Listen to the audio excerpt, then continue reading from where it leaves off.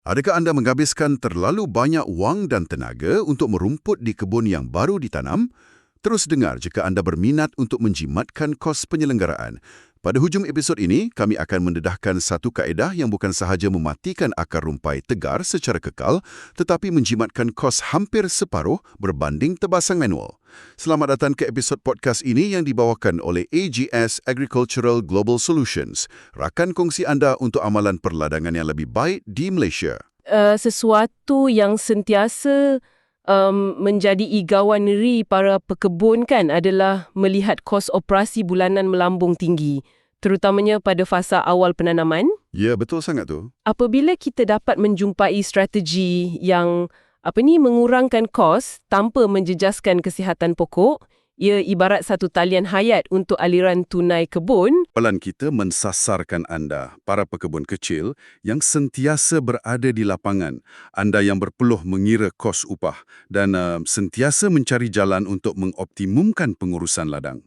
Tepat sekali. Jadi, misi kita hari ini, mari kita lihat satu kajian baru. Kajian ini diterbitkan pada tahun 2026 ini yang menguji strategi pengurusan rumpai paling berkesan dan paling menjimatkan. Sekarang untuk makluman, kajian ini dijalankan di Ladang Johan Sentosa, Riau, Indonesia. Dan sebelum anda berfikir, tunggu sekejap, ini di negara jiran. Adakah keadaan tanah mereka sama dengan kebun saya di Semenanjung atau Sabah dan Sarawak? Biar saya perjelaskan statusnya. Ya, itu satu kerisauan yang berasas sebenarnya. Tetapi profil tanah yang digunakan dalam kajian ini adalah jenis Inceptisol. Inceptisol. Ya.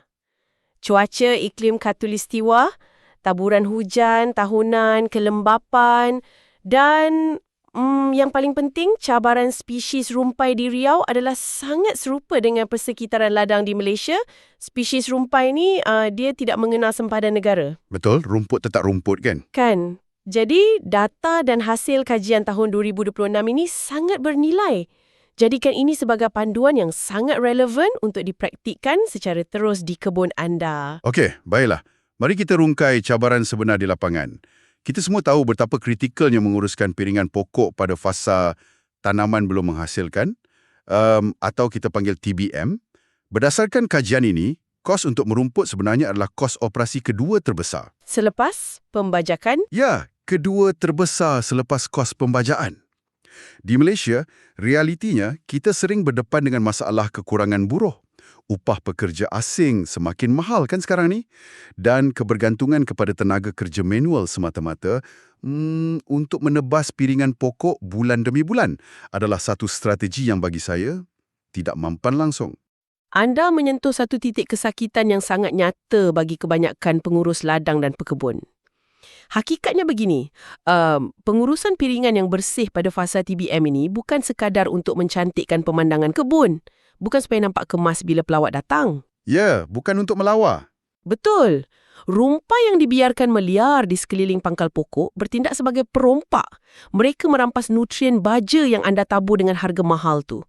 Mereka bersaing untuk mendapatkan kelembapan air di dalam tanah dan mereka menghalang cahaya matahari daripada sampai ke pelepah bawah anak pokok. Jadi, maksudnya kesannya bukan sekadar kebun nampak semak, tetapi ia secara fizikal membantutkan tumbesaran pokok kelapa sawit itu sendiri. Tepat. Persaingan ini akan memanjangkan tempoh tidak produktif pokok tersebut.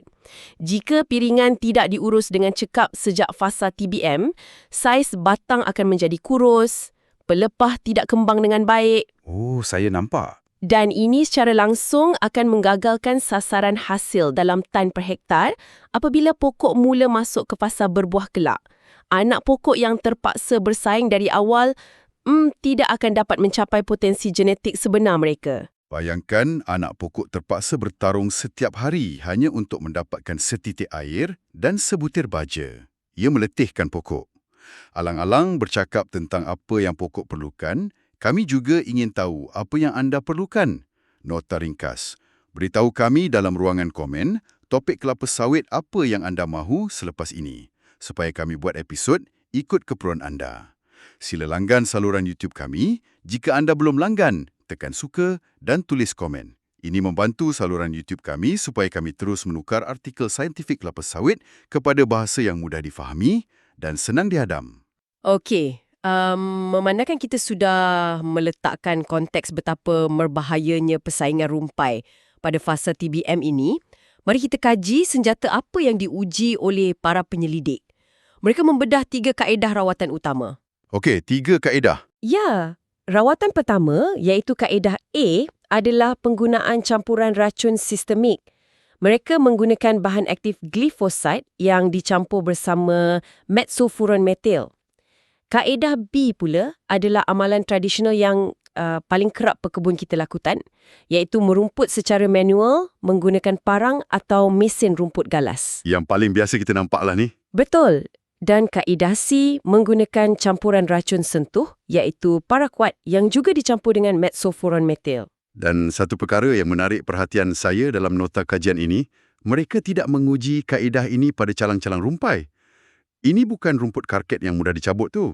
Terdapat 2 ketua penjenayah utama yang mendominasi kawasan ladang kajian ini. Yang pertama ialah Paspalum conjugatum atau kita di Malaysia lebih kenal dengan nama rumput paitan. Ya, musuh tradisi. Musuh kedua ialah Asistacia gangetica atau rumput Israel. Sesiapa yang pernah pegang parang di kebun pasti tahu betapa liat dan degilnya 2 jenis rumpai ini. Kenapa agaknya 2 spesies ini sangat susah untuk dibunuh? Ia berbalik kepada biologi rumpai tersebut. Rumput paitan terkenal dengan keupayaannya merebak melalui sistem stolon. Stolon. Boleh terangkan sikit? Stolon ini ibarat batang yang menjalar di atas tanah dan berakar pada setiap ruas. Jika anda terpotong satu bahagian, ruas yang lain masih hidup dan berfungsi seperti bateri sandaran untuk menumbuhkan pucuk baharu dengan pantas. Wow! Jadi potong satu, tumbuh lagi banyak. Tepat sekali. Manakala rumput Israel pula mempunyai tisu batang yang tebal, dia menyimpan banyak air dan kapasiti fotosintesis yang luar biasa tinggi. Walaupun dalam keadaan agak terlindung di bawah pelepas sawit, ia masih boleh membiak dengan sangat agresif. Ia adalah pesaing yang sempurna. Bila bercakap mengenai cara mematikan musuh yang degil ini, saya suka membayangkannya begini. Melakukan tebasan manual dengan parang atau menggunakan racun sentuh seperti paraquat, ibarat sekadar menggunting rambut. Metafora yang bagus. Ya, ia nampak sangat kemas hari ini kan? Kulit kepala nampak bersih, tetapi akar rambut itu masih hidup di bawah tanah dan akan tumbuh kembali dengan cepat. Manakala racun sistemik seperti glifosat pula, ibarat meruntuhkan keseluruhan struktur bangunan, bermula dari asasnya di bawah tanah. Ia memusnahkan segalanya, tidak meninggalkan apa-apa pun untuk dibina semula. Itu satu analogi yang sangat membantu. Dan untuk menyokong analogi anda itu, kita perlu faham perbezaan fisiologi bagaimana racun-racun ini membunuh. Racun sentuh seperti paraquat dalam kaedah C bertindak dengan merosakkan sel daun serta-merta. Ia membakar klorofil dan memusnahkan membran sel sebaik sahaja titisan racun terkena pada permukaan daun. Membakar terus. Ya, sebab itulah jika anda menyembur paraquat pada waktu pagi, menjelang petang, anda sudah boleh nampak rumput itu bertukar menjadi kuning, layu dan hangus. Kesan visualnya sangat pantas, kepuasan segera untuk pekebun. Betul, tetapi di situlah bahayanya. Kerana ia bertindak terlalu pantas memusnahkan daun, bahan aktif itu tidak sempat diserap dan dihantar ke bahagian akar. Akarnya masih segar bugar. Oh, bahaya tu. Nampak mati tapi hidup. Berbeza dengan glifosat dalam kaedah A. Glifosat bekerja dalam senyap dan perlahan. Apabila disembur, daun menyerap bahan aktif ini tanpa rosak serta-merta. Bahan ini kemudiannya dibawa turun melalui sistem vaskular pokok terus ke hujung akar. Di sana, ia menyekat satu enzim penting yang dipanggil enzim EPSP synthase yang bertanggungjawab membina asid amino. Maksudnya, tanpa asid amino ini, rumpai itu tidak boleh membina protein dan ia pada dasarnya kebuluran dari dalam. Tepat sekali. Glifosat mencekik bekalan makanan selula rumpai.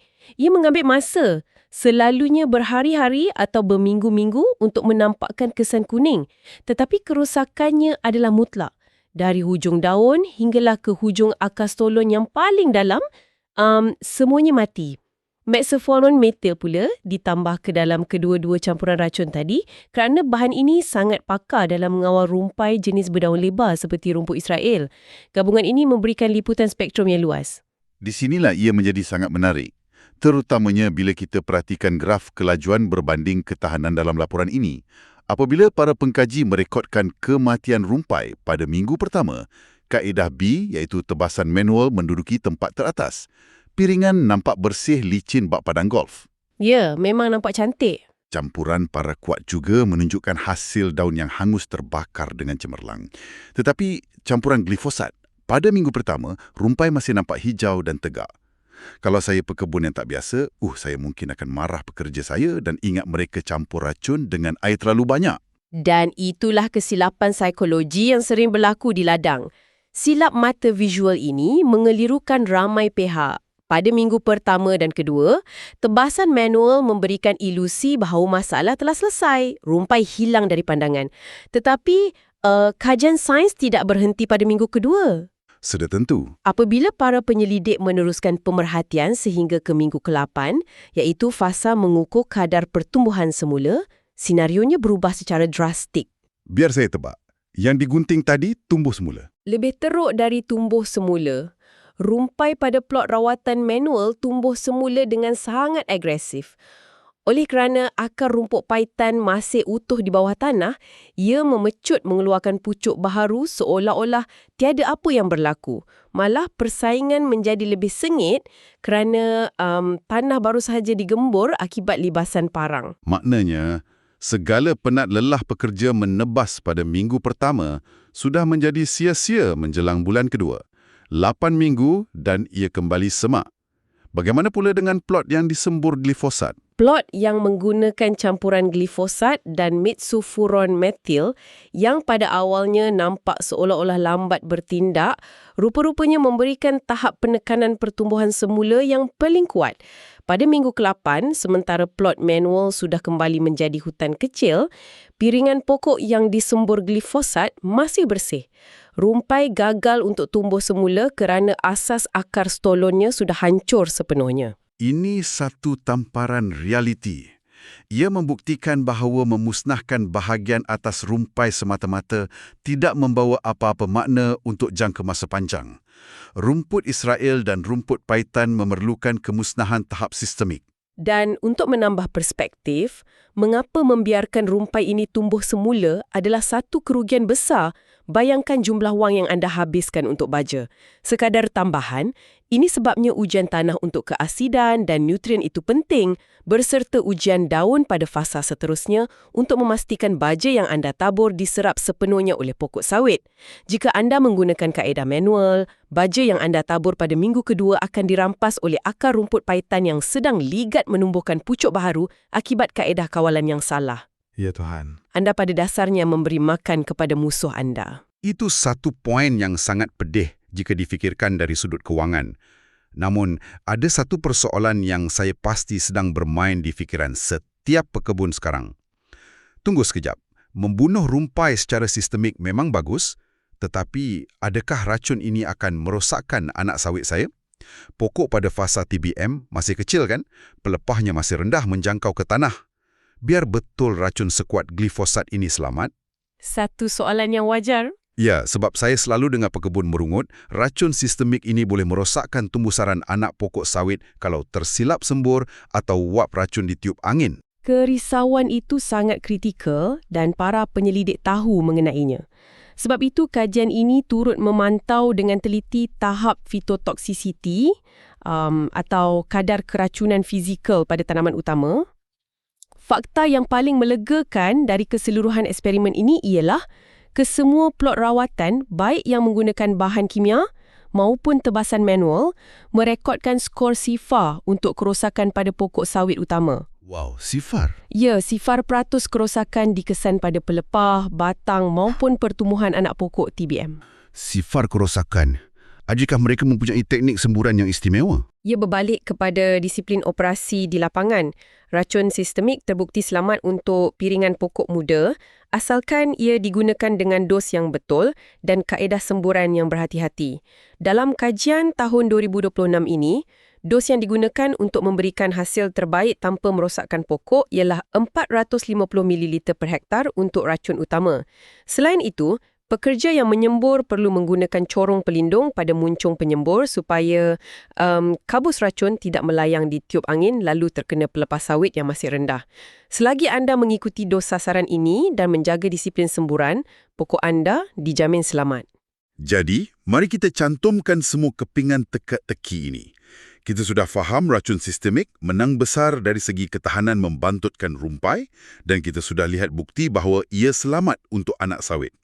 Sekarang, mari kita halakan perbincangan ini kepada bahasa yang paling difahami oleh semua pengusaha kebun. Bahasa duit. Tepat, bahasa duit. Mari bercakap tentang kos operasi sebenar di lapangan. Inilah bahagian yang akan mengubah cara pengurusan ladang anda esok. Jika kita melihat pada data ekonomi dalam laporan ini, perbezaan kosnya akan membuatkan anda berfikir dua kali sebelum mengupah pekerja menebas lagi. Kajian ini membentangkan kos dalam mata wang rupiah, tetapi nisbah perbezaannya kekal universal dan sangat relevan untuk konteks kos di Malaysia.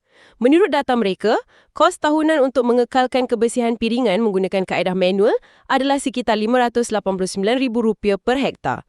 Sebaliknya, penggunaan campuran glifosat dan metil sulfuron metil hanya menelan kos sekitar RM355,000 per hektar untuk setahun. Biar saya ringkaskan peratusan itu. Kaedah manual adalah hampir 66% lebih mahal berbanding semburan kimia secara tahunan. Bagaimana jurang kos ini boleh jadi begitu besar? Bukankah sebutul racun itu sendiri sudah mahal berbanding harga sebilah parang? Di situlah letaknya kos tersembunyi yang ramai terlepas pandang. Kekerapan pusingan kerja. Apabila anda menggunakan kaedah manual, oleh kerana rumpai membiak semula dengan pantas, anda perlu mengarahkan pekerja masuk ke kebun untuk menebas piringan mungkin 6 hingga 8 kali setahun untuk memastikan ia sentiasa bersih. Anda perlu mencari tenaga buruh, membayar upah harian mereka, menguruskan logistik dan mengawasi kerja mereka berulang kali untuk petak yang sama. Manakala dengan semburan glifosat, oleh kerana pertumbuhan semula disekat sehingga 8 minggu atau lebih, Ya, anda mungkin hanya perlu melakukan pusingan semburan 3 atau 4 kali sahaja dalam setahun. Kapasiti kerja seorang pekerja menggunakan pam racun sandang juga jauh melampaui keluasan yang boleh ditebas oleh seorang pekerja menggunakan parang dalam sehari.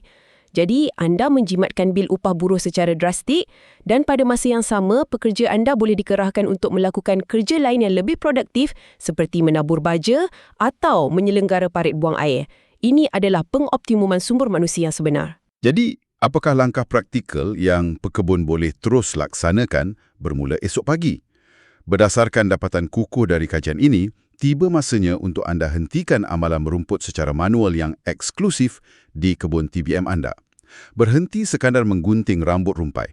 Beralihlah kepada semburan racun campuran glifosat dan metil sulfuron metil pada dos yang disyorkan. Anda bukan sahaja membunuh pangkalan operasi rumput pahitan hingga ke akar umbi, tetapi anda sedang memotong kos operasi buruh kebun anda hampir separuh. Dalam keadaan gaji minimum pekerja yang semakin meningkat di Malaysia sekarang ini, penjimatan 66% ini adalah keuntungan bersih masuk semula ke dalam poket anda. Walau bagaimanapun, ini menimbulkan satu persoalan ekologi jangka panjang. Jika campuran racun ini sangat berkesan dan murah, adakah kita patut menggunakannya secara berterusan? Pusingan demi pusingan, tahun demi tahun tanpa henti? Jawapan ringkasnya ialah tidak. Kenapa pula? Kalau dah berkesan, teruskan sahajalah. Bayangkan penggunaan racun ini seperti kita mengambil ubat antibiotik. Jika anda menggunakan antibiotik yang sama setiap kali anda demam, lama-kelamaan bakteria akan bermutasi dan kebal terhadap ubat tersebut. Prinsip yang sama berlaku di ladang. Penggunaan bahan aktif yang sama berulang kali selama bertahun-tahun berisiko tinggi mencetuskan isu rintangan rumpai. Rumpai yang terselamat akan mewariskan jin rintangan kepada generasi seterusnya. Jadi rumput Israel itu nanti akan berevolusi menjadi super rumput Israel yang tidak lut dengan glifosat. Betul. Oleh itu, strategi pengurusan ladang yang paling bijak ialah melakukan rotasi bahan aktif racun sekali sekala. Mungkin selepas 3 atau 4 pusingan semburan glifosat, anda boleh menukar menu bahan aktif kepada jenis racun sistemik lain ataupun menggunakan campuran racun sentuh untuk satu pusingan bagi memecahkan kitaran litangan tersebut. Keseimbangan amalan ini adalah kunci kelestarian, memastikan musuh tidak pernah sempat membina imuniti dan kos anda kekal rendah dalam jangka masa dekad. Saya setuju sepenuhnya. Kita perlu bijak matur strategi, bukan sekadar bekerja kuat. Memandangkan kita sudah mendalami bagaimana racun sistemik berfungsi memusnahkan rantaian rumpai dari dalam, ia membuatkan saya terfikir tentang satu lagi langkah ke hadapan. Boleh digabungkan dengan aplikasi bahan kimia ini? Bayangkan jika kita dapat melemahkan pecambahan biji benih rumpai yang baru jatuh ke tanah menggunakan naungan sungkupan asli ini. Gabungan serampang dua mata ini mungkin boleh memanjangkan lagi tempoh piringan anda kekal bersih. Mengintegrasikan strategi biologi dengan kawalan kimia sememangnya satu tahap pengurusan ladang yang lebih tinggi dan sangat disyorkan. Bagi membantu anda merancang strategi hybrid sebegini, atau sekiranya anda memerlukan bimbingan terperinci mengenai penjadualan semburan, anda boleh mendaftar di cropdrive.ai. Sistem kecerdasan buatan AI ini direka untuk membimbing strategi pembajaan dan penjagaan kesihatan tanah anda langkah demi langkah. Jika anda baru saja mendapat keputusan ujian makmal daun atau tanah, CropDrive boleh bantu tafsir keputusan tersebut supaya anda tahu secara spesifik apa yang tanah anda kurang. Dan pembantu maya bernama Palmira sedia membantu menjawab persoalan teknikal anda pada bila-bila masa sahaja. Sistem ini dibina oleh pasukan pakar antarabangsa yang dikhususkan untuk pekebun kecil Malaysia. Ianya benar-benar unik di dunia dan kos langganannya jauh lebih rendah berbanding mengupah perunding agriculture swasta. Jadi, sertai ratusan pekebun kecil Malaysia lain yang sudah pun menggunakan CropDrive untuk menaikkan pendapatan hasil dan menurunkan kos operasi mereka. Ingat untuk melawat pembantu pertanian AI kami di cropdrive.ai untuk mengetahui lebih lanjut cara meningkatkan hasil sawit dan pendapatan anda. Terima kasih kerana mendengar.